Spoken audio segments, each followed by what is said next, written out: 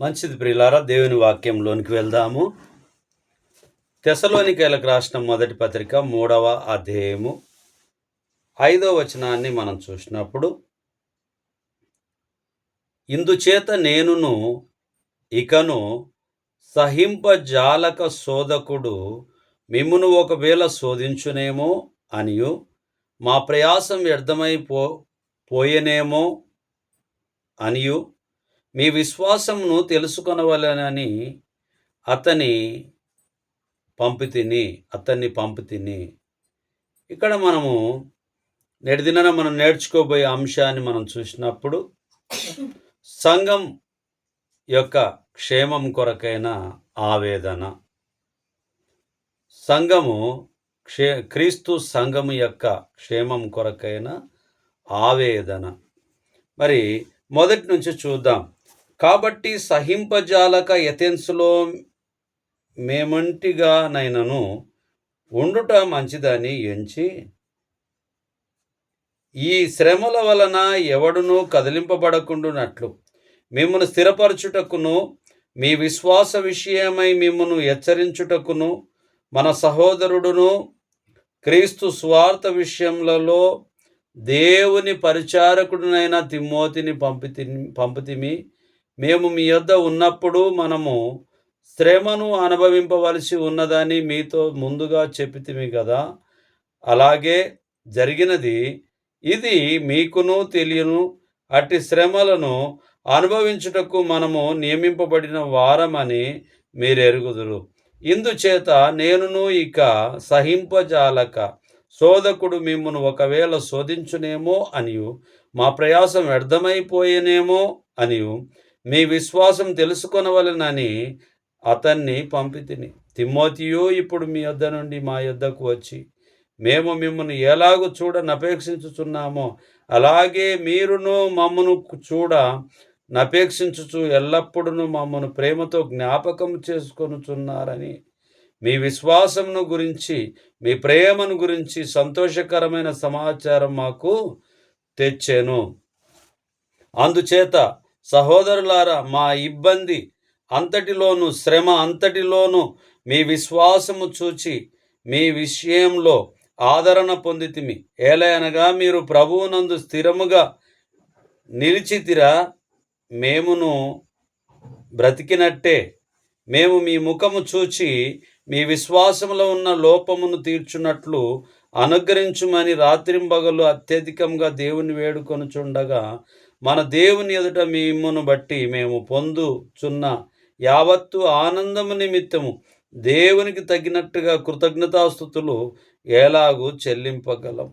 అవును ప్రియమైనటువంటి సహోదరి సహోదరులారా, అపోస్తలుడైనటువంటి పౌలు గారు తాను ఒకవేళ పడేటటువంటి శ్రమ, క్రీస్తు సంఘం నిమిత్తము తాను పడుతున్నటువంటి శ్రమ ఎక్కడ వ్యర్థమైపోతుందో ఏమని చెప్పి, ఎక్కడ విశ్వాసులు విశ్వాసాన్ని తప్పిపోతారో అనేటటువంటి ఆలోచన కలిగి, మరి ఎంతగానో తనకున్నటువంటి ఆలోచనను, ఆవేదనను తిమోతి గారిని పంపించి చూసి ఉన్నారు. వారు మంచిగా చక్కగా ఉన్నారని ఆలోచన కలిగి ఎంతగానో ఆనందిస్తూ ఉంటున్నారు. రాత్రింబగళ్ళు ప్రార్థన చేస్తూ ఉంటున్నారు. అవును ప్రియమైనటువంటి సహోదరి సహోదరులారా, మనం కూడా మన జీవితంలో సంఘం కొరకు, సంఘ క్షేమం కొరకు ప్రార్థించేవారిగా, పరితపించేవారిగా, మరి ఆశ కలిగి పౌలు గారిలాగా మనం కూడా ఉండాలని చెప్పి దేవుని వాక్యం గుర్తు చేస్తూ ఉంది. రోమీలకు రాసిన పత్రిక 1వ అధ్యాయము 11వ వచనాన్ని మనం చూసినప్పుడు, రోమీలకు రాసిన పత్రిక 1వ అధ్యాయము 11వ వచనాన్ని మనం చూద్దాం ప్రియులారా. మీరు స్థిరపడవలెనని అనగా మీకును నాకును కలిగి ఉన్న విశ్వాసము చేత, అనగా మనం ఒకరి విశ్వాసము చేత ఒకరము ఆదరణ పొందవలెను. 8 నుంచి చూద్దాం. మీ విశ్వాసము సర్వలోకమున ప్రచురము చేయబడుచుండుటను బట్టి మొదట మీ అందరి నిమిత్తము యేసుక్రీస్తు ద్వారా నా దేవునికి కృతజ్ఞతాస్తుతులు చెల్లించుచున్నాను. ఇప్పుడు ఎలాగైనాను ఆటంకము లేకుండా మీ యొద్దకు వచ్చుటకు దేవుని చిత్తం వలన నాకు వీలు కలిగినేమో అని నా ప్రార్థనల యందు ఎల్లప్పుడూ ఆయనను బతిమాలుకొనుచు మిమ్మును గురించి ఎడతెగక జ్ఞాపకం చేసుకొనుచున్నాను. ఇందుకు ఆయన కుమారుని సువార్త విషయమై నేనును నా ఆత్మయందు సేవించుచున్న దేవుడే నాకు సాక్షి. మీరు స్థిరపడవలెనని, అనగా మీకును నాకును కలిగి ఉన్న విశ్వాసం చేత, అనగా మనం ఒకరి విశ్వాసం చేత ఒక్కరము ఆదరణ పొందవలెనని, ఆత్మ సంబంధమైన కృపావరం ఏదైనను మీకిచ్చుటకు మిమ్మను చూడవలెనని మిగుల అపేక్షించుచున్నాను. మరి రోమా సంఘమును దర్శించుటకై పౌలు యొక్క ఆశ కలిగి ఉంటూ ఉన్నాడు. అవును ప్రియమైనటువంటి సహోదరి సహోదరులారా, దేవుని వాక్యాన్ని వీక్షిస్తున్నటువంటి మనం, చదువుతున్నటువంటి మనము, ఆచరిస్తున్నటువంటి మనము, ఆలోచిస్తున్నటువంటి మనం పౌలు గారి మాదిరిగా మరి సంఘముల కొరకు ఆశ కలిగి ఉండాలి అని చెప్పి దేవుని వాక్యం గుర్తు చేస్తూ ఉన్నది. అవును ప్రియమైనటువంటి వారలారా, మనం దేవుని వాక్యపు వెలుగులో మనము ముందుకు కొనసాగాలి. సంఘం కొరకు రాత్రింబగళ్ళు ప్రార్థించేటటువంటి బిడ్డలుగా మనం ఉండాలని చెప్పి మరి దేవుని యొక్క వాక్యం మనల్ని సూచిస్తుంది, గుర్తు చేస్తూ ఉన్నది. కొరింథీయులకు రాసిన 2వ పత్రిక 2వ అధ్యాయము 4వ వచనాన్ని మనం చూద్దాం. కొరింథీయులకు రాసిన 2వ పత్రిక 2వ అధ్యాయము 1 నుంచి చదువుకుందాం ప్రియులారా. మరియు నేను దుఃఖముతో మీ యొద్దకు తిరిగి రానని నా మట్టుకు నేను నిశ్చయించుకొంటిని. నేనును మిమ్మును దుఃఖపరచున ఎడల నా చేత దుఃఖపరచబడిన వాడు తప్ప మరి ఎవడును నన్ను సంతోషపరచును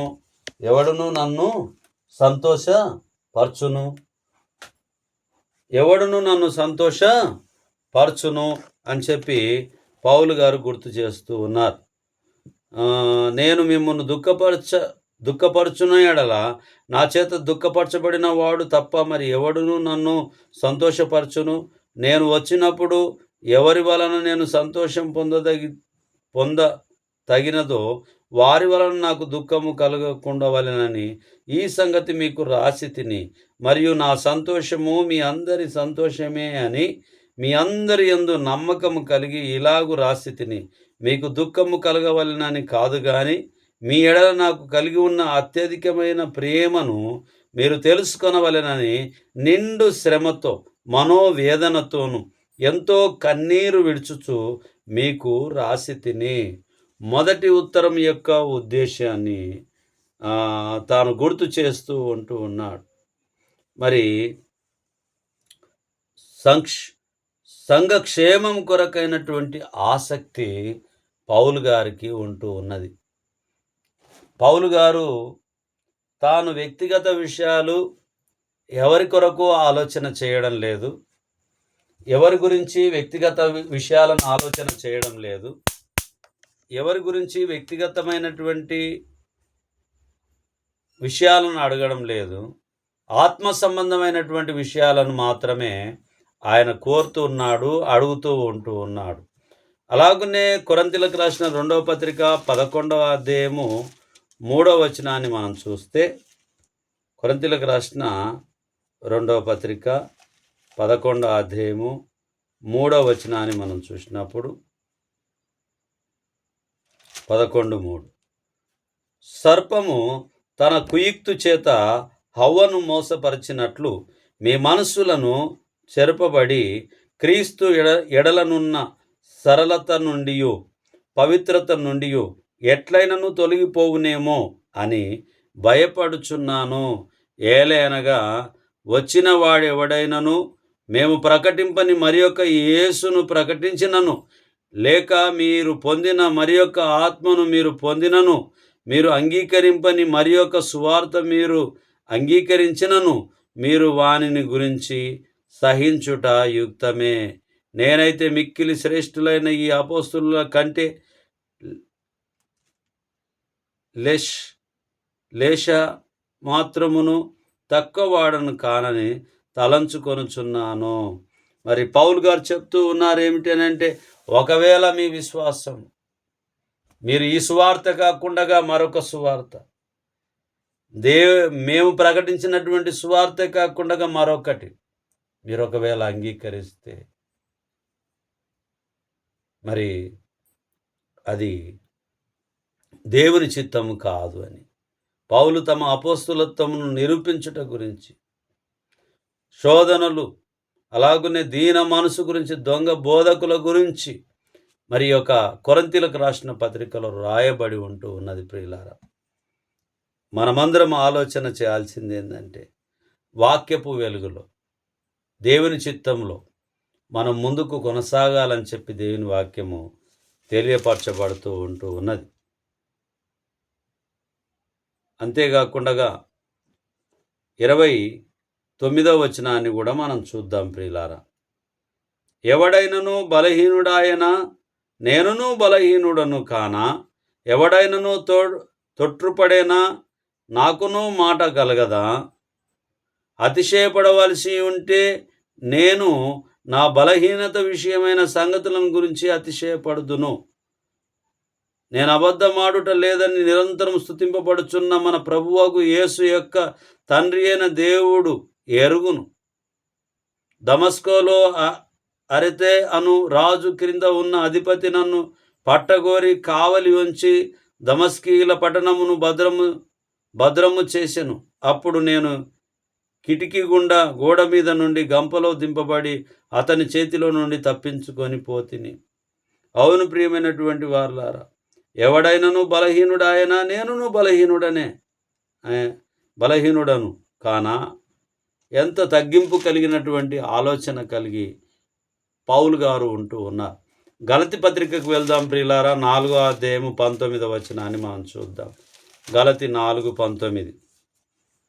నా పిల్లలారా, క్రీస్తు స్వరూపము మీ యందేర్పడు వరకు మీ విషయమే మరలా నాకు ప్రసవ వేదన కలుగుచున్నది.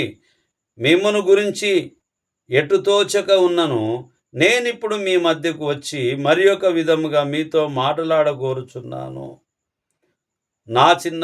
నా పిల్లలారా, క్రీస్తు స్వరూపము మీ అందేర్పడు వరకు మీ విషయమై మరలా నాకు ప్రసవ వేదన కలుగుచున్నది అని అంటే, క్రీస్తు బోధ, క్రీస్తు తప్ప మరొకటి మీలో ఉండకూడదు అనేటటువంటిది అభిలాష అయి ఉంటూ ఉన్నది పౌలు గారు.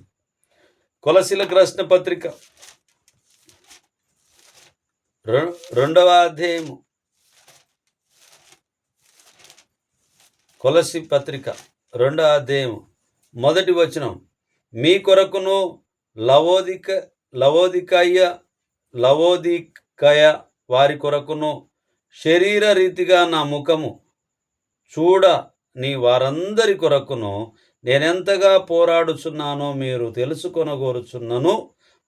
వారు ప్రేమయందు అతకబడి సంపూర్ణ గ్రహింపు యొక్క సకలైశ్వర్యము కలిగిన వారై దేవుని మర్మమై ఉన్న క్రీస్తును స్పష్టంగా తెలుసుకున్న వారై తమ హృదయములలో ఆదరణ పొందవలనని వారందరి కొరకు పోరాడుచున్నాను. బుద్ధి జ్ఞానముల సర్వ సంపదలు ఆయన యందే గుప్తములై ఉన్నవి. ఎవడైనను చక్కని మాటల చేత మిమ్మును మోసపరచకుండునట్లు ఈ సంగతిని చెప్పుచున్నాను. నేను శరీర విషయంలో దూరంగా ఉన్నను, ఆత్మ విషయంలో మీతో కూడా ఉండి మీ యోగ్యమైన ప్రవర్తన క్రీస్తునందలి మీ స్థిర విశ్వాసమును చూచి ఆనందించుచున్నాను. స్థిరమైనటువంటి విశ్వాసాన్ని చూసి ఆనందిస్తూ ఉన్నాను అని చెప్పి పౌలు గారు గుర్తు చేస్తూ ఉంటున్నారు.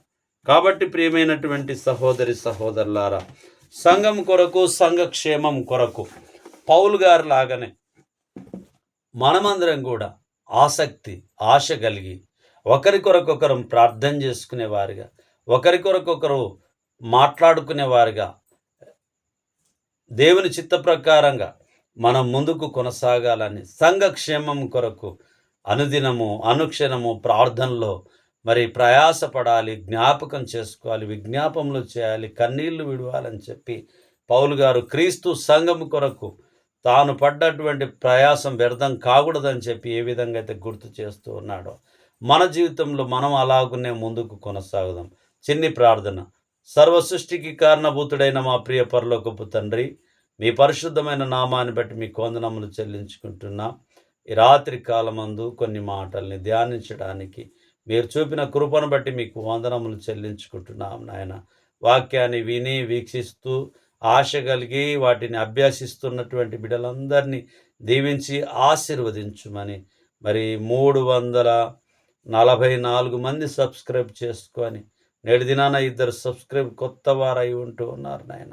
మీ చిత్త ప్రకారంగా అనుదినం వాక్యాన్ని ధ్యానించే భాగ్యాన్ని నాకు వారిని స్నేహితులుగా జత చేసినందుకు వందనాలు చెల్లిస్తున్నాం. ఆత్మీయ సహోదరి సహోదరులను జత చేసినందుకు మీకు వందనాలు చెల్లిస్తున్నాం నాయన. సంఘ క్షేమం కొరకు, క్రీస్తు సంఘం క్షేమం కొరకు ప్రార్థించేవారిగా, పట్టు వదలక గట్టిగా నిలబడ్డానికి, విశ్వాసంలో స్థిరులుగా నిలబడ్డానికి, క్రీస్తు నందు స్థిరమైనటువంటి పునాది మీద నిలబడ్డానికి మీరు కృప చూపించి సహాయం చేయమని ఈ మనవులు మీ కుమారుడు, మా ప్రాణరక్షకుడు, మాకై మరణం పొంది సమాధి చేయబడి తిరిగి లేచిన నజరేయుడైన యేసు నామములో ప్రార్థించుచున్నాము తండ్రి. ఆమేన్. ఆమేన్. అందరికి ప్రభు నామమున వందనాలు.